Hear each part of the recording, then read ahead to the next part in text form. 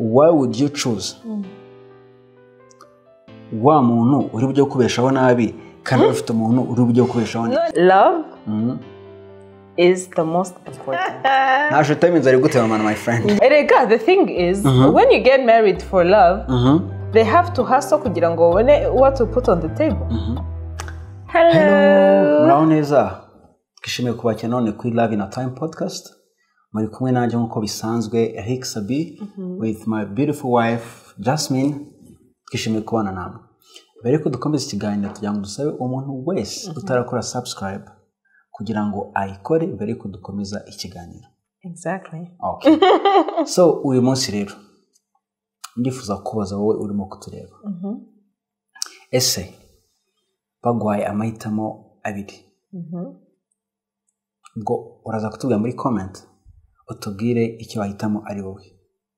So would you prefer to get married and be in love but urimo struggling financially? Cyangwa se to be financially stable ariko udakunda umuntu muri cyangwa se when you feel nothing about your partner? Ni ikibazo gikomeye cyane. Ikibazo gikunda kwibazwaho cyane, debate ikunda kugibwaho impaka cyane, sinago bije ubundi bya kera. Kandi noneho ntago ari ibyo kandi noneho tubona ko divorces nyinshi even no mu Rwanda bavuga ko impamvu nini izitera ari financial disagreements cyangwa se financial instability. Not instability. Ntago bavuga ko ari instability kuko ari ibyo ntago bakiri batandukana ko bari financially stable. Ariko bavuga ko mu mpamvu nyinshi zibitera divorces nyinshi ibibazo bijyanye n'imitungo, amakimbirane ajyanye n'imitungo na finances ari muri bimwe bitera divorces. Yes, so abantu kudukurikira rero ndagira ngo batubwiye muri comment natwe ikintu tugiye kujyaho impaka. None ubwo tukiraho muri comments ubwo nyine baze kutubwira kumva ngiye bambwire would they rather prioritize love cyangwa se guhitamo urukundo cyangwa se security? Batubwire ese kuri wowe what matters? Badusubize natwe twumvireho. Security. Nikihe baha priority? Exactly, yes. Baza kutubwira. Ngere reka mbabwire mu byo nemera yuko love should come first always. Well, financial stability also matters. It is as important as love. Guys, financial stability is as important as love. How? It is. How? Well, Kangurujero. Let me defend my point. Defend yourself. Ntabwo navuze ngo urukundo ntabwo ruri important. Ariko financial stability is as important as. Mbese biri ku munzani. Tubishyize ku munzani. Kuko niba n'urugero you love me cyangwa se n'abandi bantu nyine bakundana ariko se niba unkunda kandi nashoboye kuba nakugaburira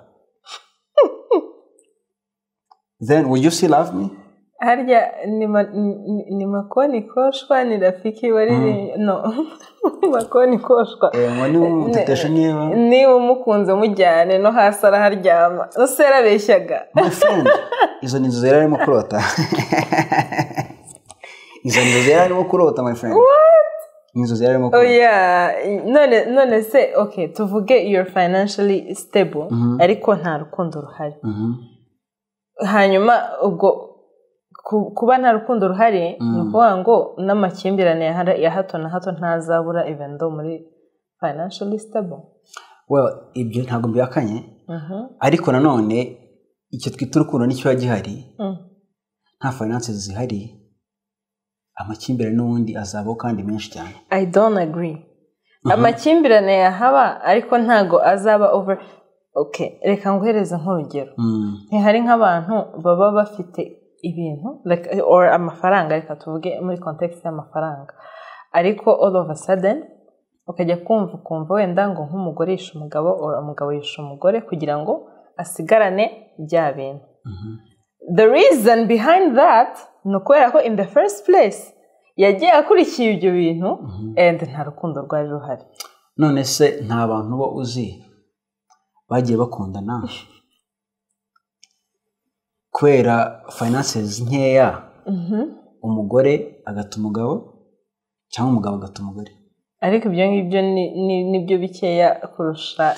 I mean, kuba ari bikeya ntabwo mbyanze, ariko nubwo ari bikeya rwose. Ariko urumva uwo umuntu nawe ntabwo aba yarasanze uwo muntu kubera urukundo. Kuko niba abonye finances ziri better akagenda, no kuvuga ngo ntabwo urukundo rwari ruhari in the first place. Uwo muntu yabaga agomba kuba expectingaga something more, yarangiza akagenda ntacyasanga. Well, hari ikintu tutarimo kumvikana neza. Ndumva uyu munsi tutari bwumvikane ku bintu byinshi, but it's okay. We move.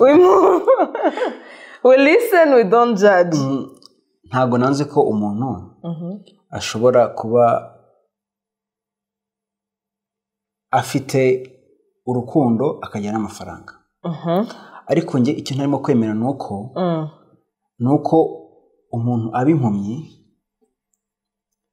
Kuba impumyi ndavuga kwirengagiza, akavuga ngo you know what matters is love only, ngo nubwo bimeze bite nubwo bimeze bite. Donc akaba nk'umuntu wiyahuye. Ariko nabivuga, we are using strong words. Okay, probably bivuze mu ijambo rikomeye. Ariko ni urugero, kazanga urugero, sibyo? Usanga uri iwanyu, sibyo? Iwanyu urarya, uranywa, umeze neza, nta kibazo ufite. Sibyo? Haje umuntu arimo kugutereta. Yes, uvuze ngo uramukunze. Ariko uwo muntu mu by'ukuri nta nubwo ashoboye no kuba yakwishyura rent y'inzu mubamo. Sibyo? None urambwira ngo urwo rukundo ruzatuma wowe ubwawe uva mu buzima rurimo ushoboye kuba wenda wabona icyo kurya, ukabona icyo kunywa, ukabona icyo kwambara, ukajya kuri wa muntu ubona ko ari urukundo hamwe kurya ari ukujya kwikopesha, hamwe birwobeza amapirive ngo muve mu nzu. What kind of love is that? Okay, so the point is hari ikintu tugomba gutandukanya. Hari kuba uri responsable, hari no kuba uri financially stable.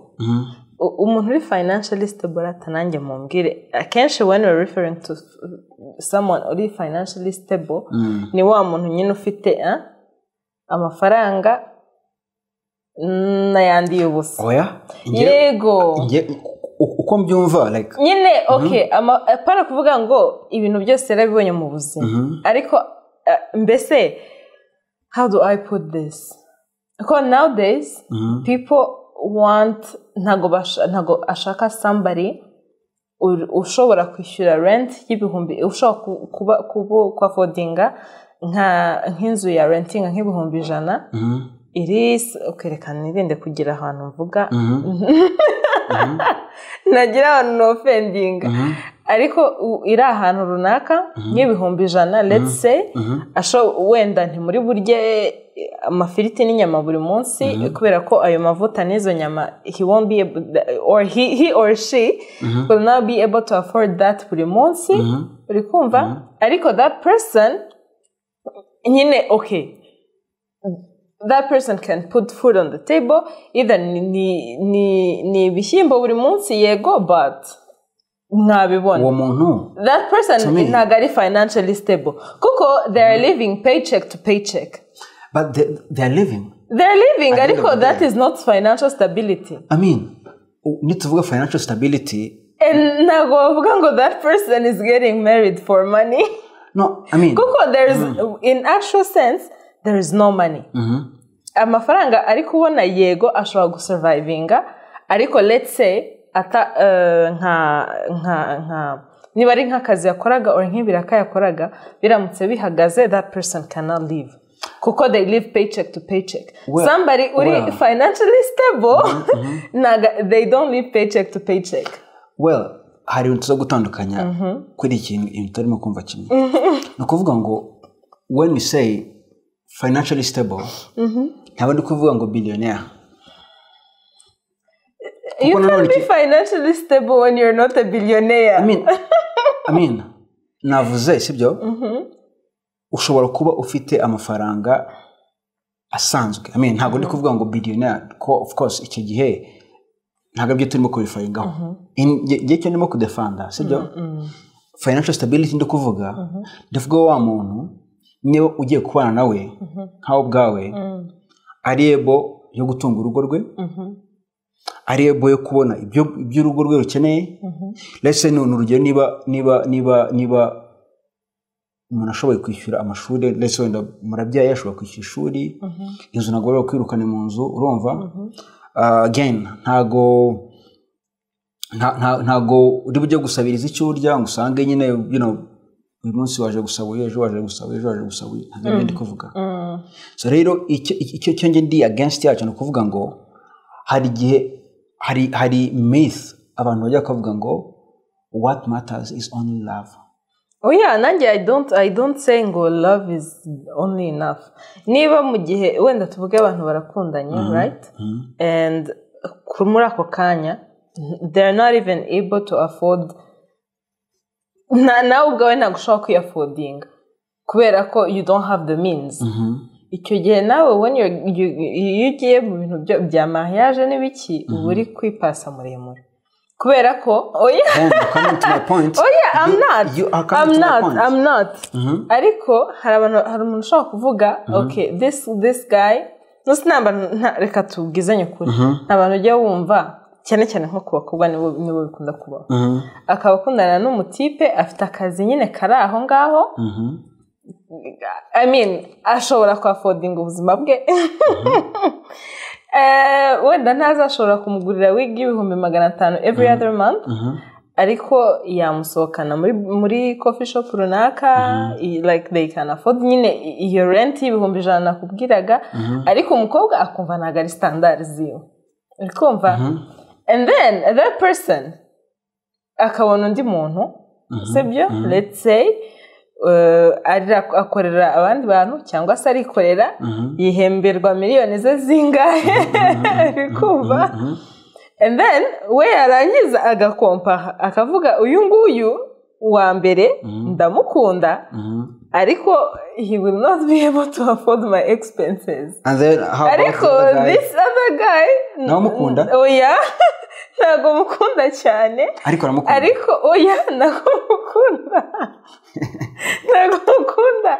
Ntago mukunda, ariko ni umukire, like ndabizi ntago nzamara amezi 2 actually ntago nzamara ibyumweru 2 ntashoboye kujya muri salon, ibisuko nzajya mimarana iminsi 3, uwa kane mbihindure. None se kango urikumva? Before we go reka mbanze ndangize my point. Urikumva? Noneho mu rugo urumva obviously tuzaba dutuye ahantu heza kubera ko he can afford that.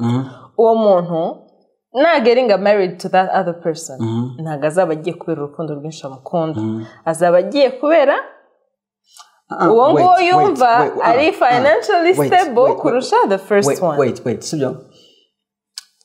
N'urugero sibyo, niba wenda dusipoze ke n'urugero wenda nk'umuzima, when let's say wenda ko before you get married hari standard y'ubuzima bayemo sibyo? Niba uko kujya muri salon wenda dusipoze nko ku bakobwa niba bikunda cyane, wenda ajya muri salon wenda niba ari mu kwezi ajya muri 1 cyangwa 2, I don't know. No, yeah, you don't know, you should know. Niba ajyamo niba ajyamo izo nshuro wenda 2 sibyo, cyangwa inshuro 1 mu kwezi, I don't know sibyo? bari banze kunshyira hanze none ndikishyira hanze akajyayo sibyo before yuko akora ubukwe ntabwo icyo ndivuga ngo icyo uri kuvuga ngo that girl that's when ko n'ubundi abakobwa nawe umuhungu niwe ushaka umukobwa sibyo okay we move we listen, we don't judge. Niba ngushatse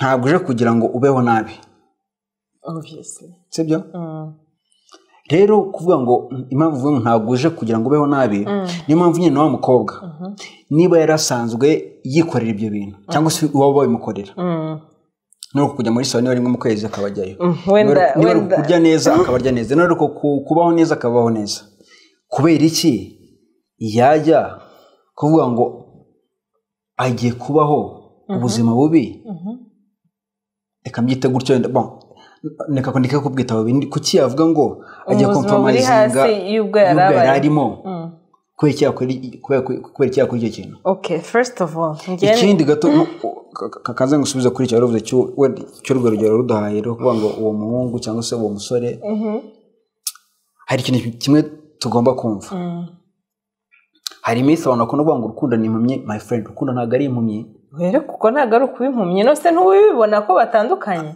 nyine hari igihe umuntu avuga ngo but you choose you choose none the person you love not when you choose the person kubera amafaranga you love the money not the person but you direct love you choose to love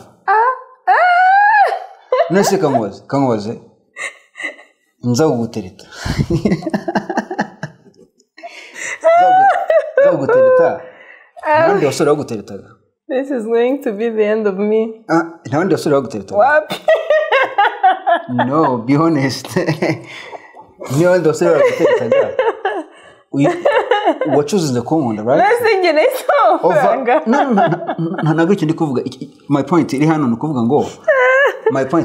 ngo nyine naguhisemo ngewe koko nagukundaga exactly yes yego rero uko wamisemo byarashobokaga ko ugomba no guhitamo undi kubera ko namukunze you decided to love me no I decided to choose you because I loved you rero bitandukanye no kugucuzinga and then later I decide to love you nyine icyo ndi kuvuga twemeranye ko there is no person uri kamera the way you love me you can love another person no that I understand exactly ariko biratandukanye with the thing we're saying umva bigiye guhurira sasa ni kuvuga ngo kanze bihuze ni ngo turi ku rugero rwa mukobwa watanzeho urugero kuvuga ngo afite abasore nta mukobwa natanzeho urugero ntawe in particular watanze urugero avuga ngo utaneranye watanze urugero avuga ngo hari when suppose ke umukobwa akundana n'umutipe wari umutipe umwe afite uburyo akomfording ubuzima ariko ufite n'undi bakundana cyangwa se nawe bakundana cyangwa se nakunda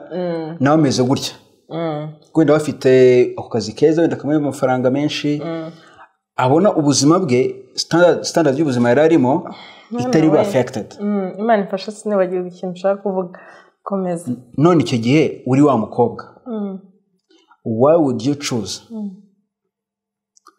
wa muntu uri bujye kubeshaho nabi kandi ufite umuntu uri bujye kubeshaho nabi none se ahubwo why don't I choose that person dukundana and then we work together towards a better life kuki numva ko ngiye kugenda akantunga instead yo kugenda tugafatanya tukazamurana erega kugutunga ntabwo navuze ko umuntu agiye gutunga wowe umeze wicaye gusa sibyo ariko do you agree no ariko that's the concept uri kubivugamo kuko uri kuvuga ngo agiye kubaho nabi niba adashaka kubaho nabi then they'll work kugira ngo abeho neza ya affording ibintu ashaka my friend urubanza ndabona rwabuze igice oya reka nkubwire ikintu nashaka kuvuga ntarakibagira urabyemera ko abo bantu kuri wa mukobwa nanone kuri wa mukobwa x nyabona ni x sibyo nta muntu turi kuvuga turimo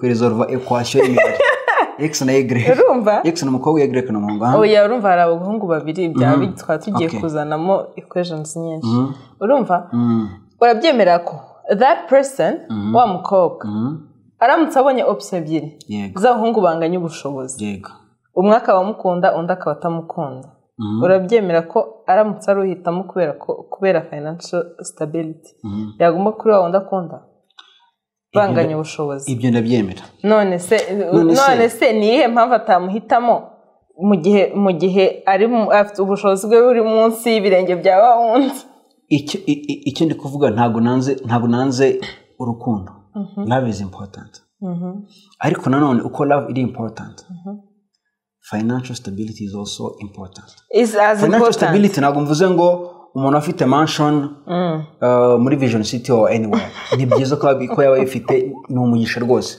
ariko ntabwo mvuze ngo niba atabifite ngo ntabwo qualifying sibyo reka nkubwire ngewe ndumva argument zabaye ndende ngewe personally I'll hold your hand when I say this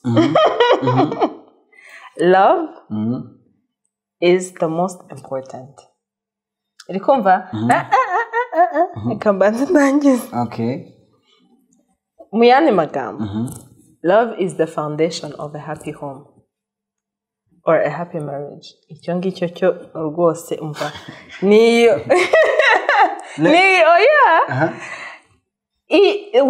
when there is no love sibyo niba tudakundana we're just roommates turi gufatanya gusa gutuma ubuzima bwendereye ariko we're just roommates niba mukundana mudashoboye no kwigaburira what kind of love is that no erega the thing is when you get married for love ariko bikaba bikigo no se nta bantu bari hose bafite urugo bafite n'abana ariko they have to hustle kugira ngo babone what to put on the table ikintu kiriho cyo nuko rero we will never ntago ushaka ko isi yose izaba iri financially stable there will be people bari struggling every now and then kandi ntago bivuze ko those people badashobora guhavinga a happy marriage kubera ko badafite enough financial resources urikumva so niba abo bantu bashobora kuba bakanabana neza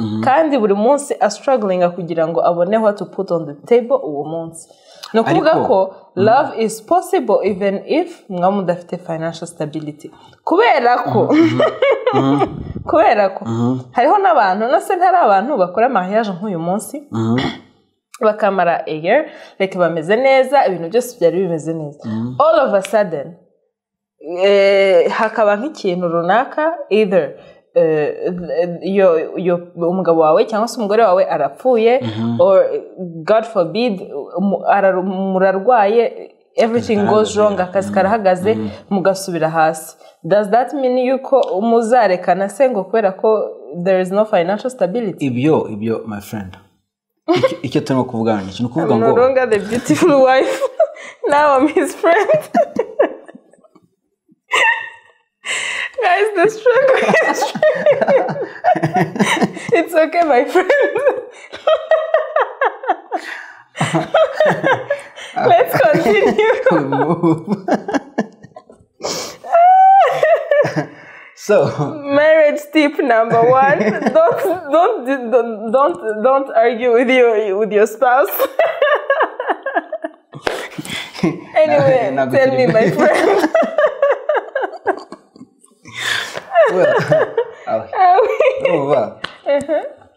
my point was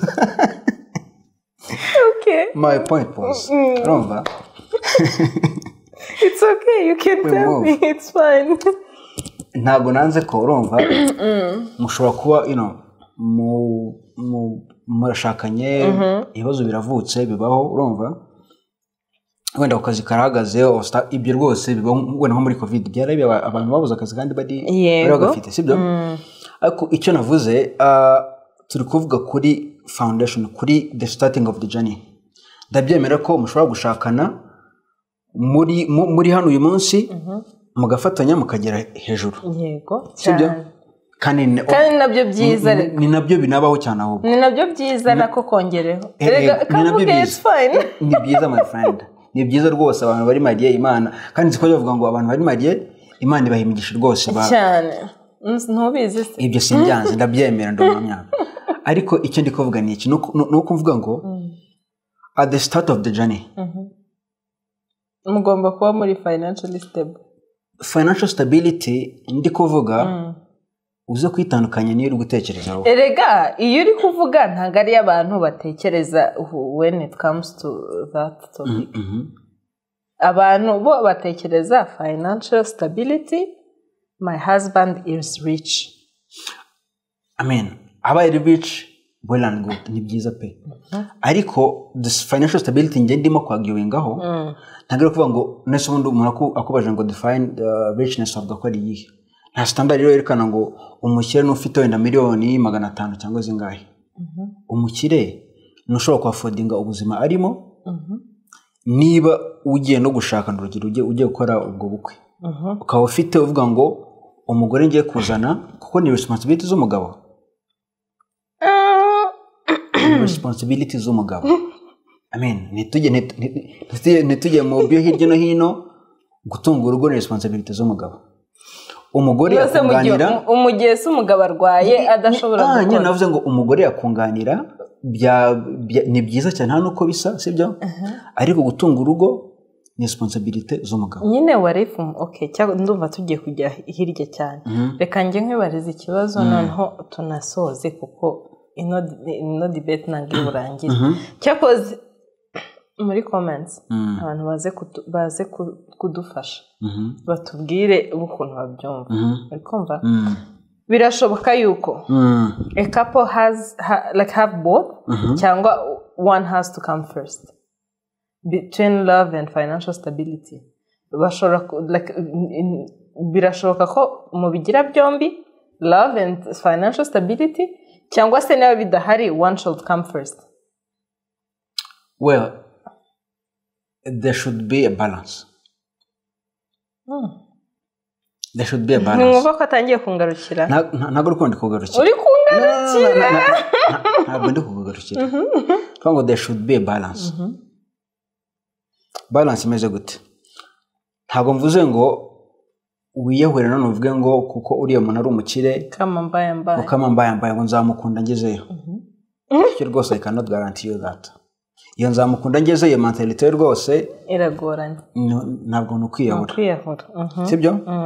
Ariko ntabwo mvuze ngo ngugire uvuga ngo Imana nibizi nizadutunga.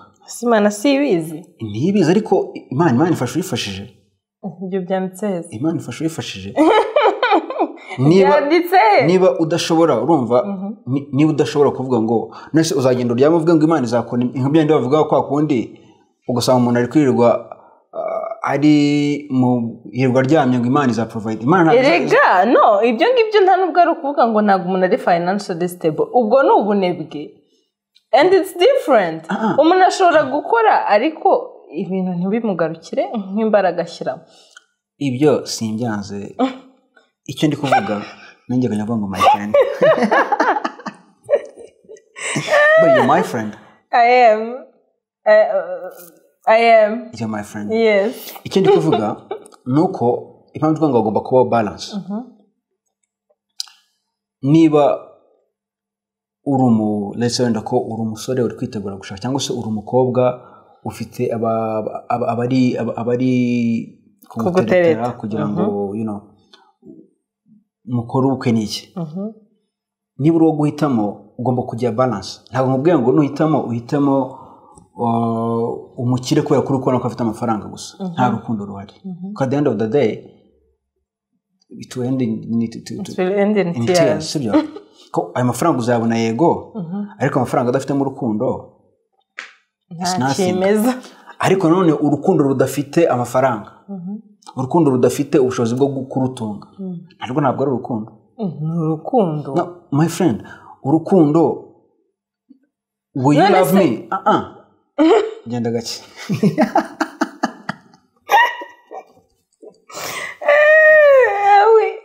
To be honest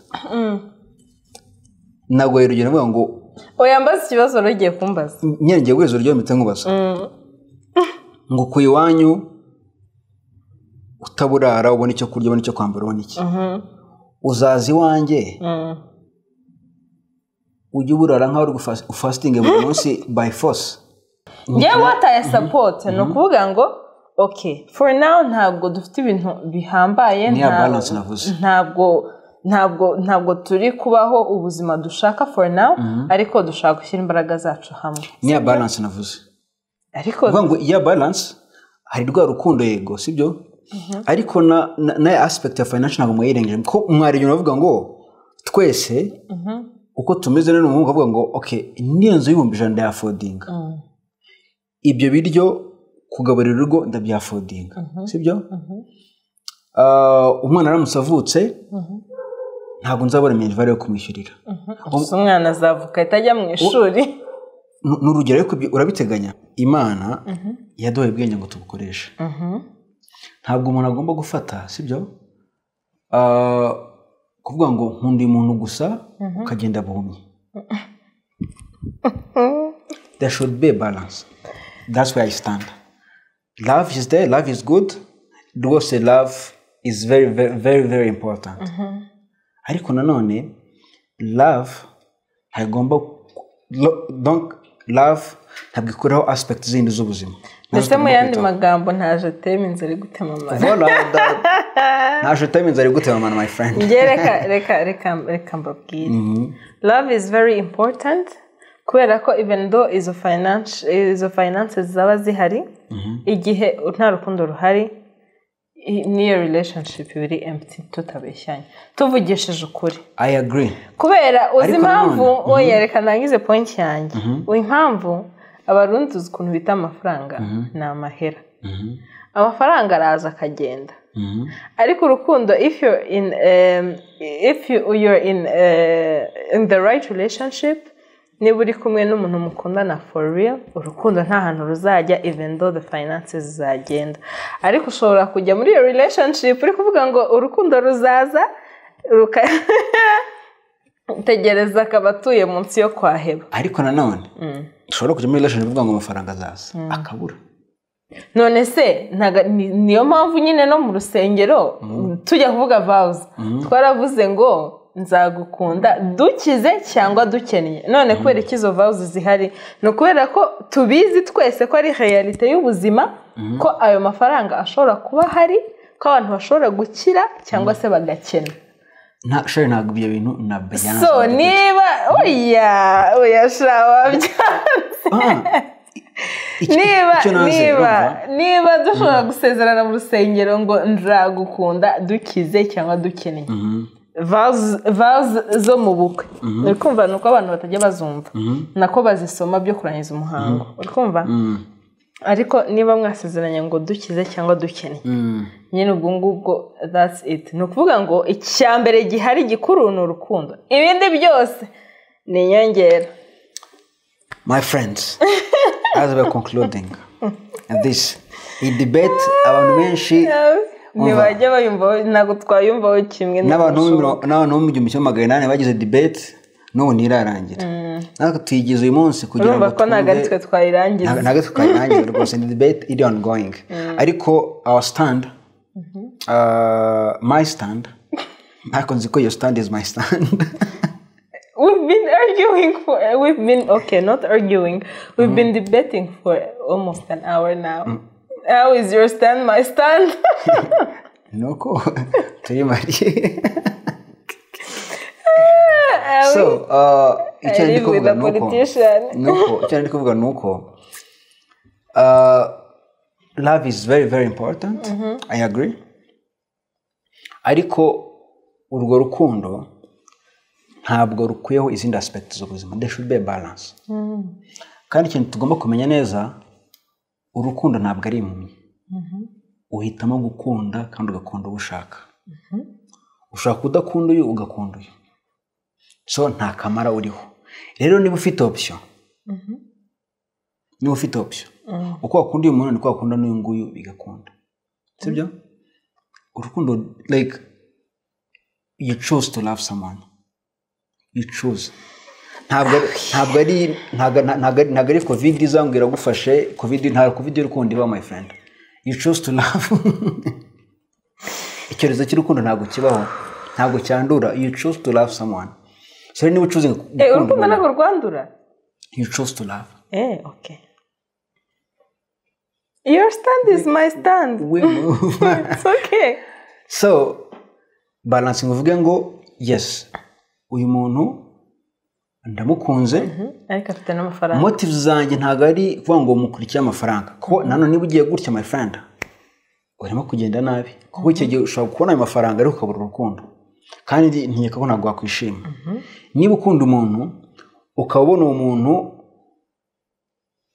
hari uko ameze ashobora kuba afite amafaranga menshi ariko uvuga ngo uyu muntu umukozi sibyo uyu muntu nge nawe tuzafatanya tuyashake ayisumbuye ko n'ubundi nta muntu wayagwije na Elon Musk aracyashaka kandi ari mu kirambire ku isi so ntabwo kavuga ngo yageze yajya n'ubundi iyo ugiye gushaka iyo stability nandi kuvuga there is no a certain level y'amafaranga uvuga ngo nayanga nshaka kugira ngo mbone ko umuntu financially stable shoko no kuba uhembwa 100 bitewe n'ubuzima urimo ukaba uri financially stable ukaba uri stable kubera kuvuga ngo muri Kigali no cyane nese muri Kigali ntanzu zishyirwa mu 20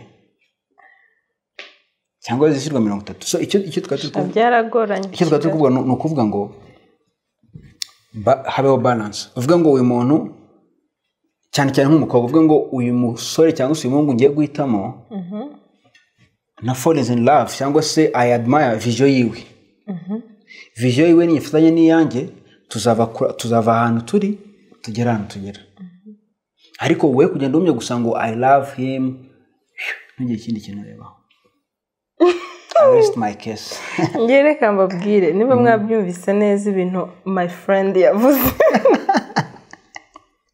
niba mwabyumvise n'ubundi he's coming to my side atabishaka ari kujya yumva ko agiye kuza on my side yarangiza agahita bijyana ku rundi ruhande kugira ngo oya ariko ngewe on my point of view is love whoever you wanna love niba mwakundanye mukundane and then you put your efforts together muzamurane at the end of the day you're working for your families for you and that person's family like muri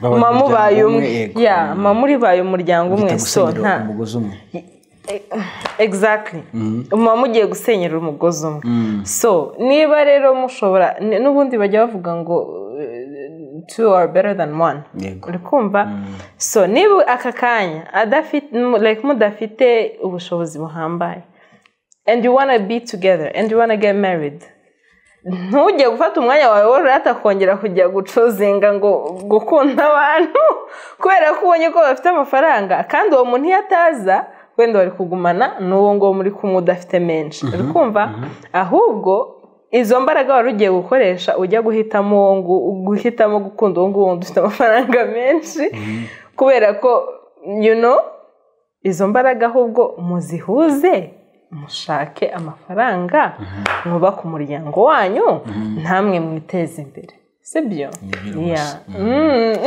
so please mutubwire ko mubitekereza muri comment we wanna know please we want to know that mutubwire muri comment ko mwebwe mubyumva kandi mwakoze cyane kubana natwe uyu munsi as always uyu munsi twaburanye for the first time and mwabikorwa wabuze gisha so turabashimiye cyane ariko mbere ko mugenda please abatarakora subscribe turabasabye kandi kuri ako buto mukore subscribe liking mu sharing with your friends mutubwire no muri comment ko mubyumva murakoze cyane rero ibihe byiza turi kumwe nawe ubutaha ciao